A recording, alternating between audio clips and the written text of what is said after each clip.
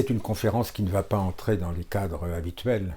À circonstances exceptionnelles, la libération de Saint-Malo, une conférence un peu particulière. Enfin, il va être question de mon expérience d'après la guerre, comment un historien né en 1950 est tout occupé par la mémoire de la Deuxième Guerre mondiale qui rebondit sans cesse. Alors il sera un peu question quand même de Saint-Malo.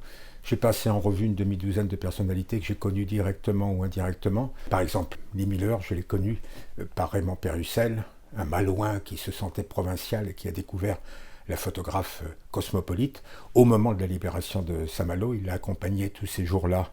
Il y aura Elisabeth de Miribel, la dactylographe du général de Gaulle le 18 juin, dont la légende dit que sur son code, il y avait marqué 180640. Je n'ai pas constaté ça quand j'ai été lui rendre visite. Il y aura le secrétaire de Jean Moulin, Daniel Cordier, qui ne savait pas qu'il deviendrait un grand homme public, parce que toutes les personnalités que j'évoquerai attendaient dans le silence que quelqu'un s'intéresse à elles, vienne les réveiller.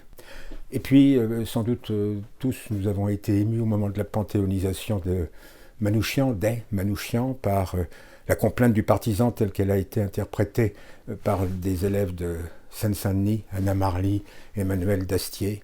Un vieil homme dans un grenier nous a abrités, les Allemands l'ont pris, il est mort sans surprise. Nous étions 3, il n'y a plus que moi. La liberté reviendra, on nous oubliera. Alors, ce que je vais proposer, c'est un exercice d'aventure. Ce que je vais proposer, c'est d'aller boire au fleuve de l'oubli.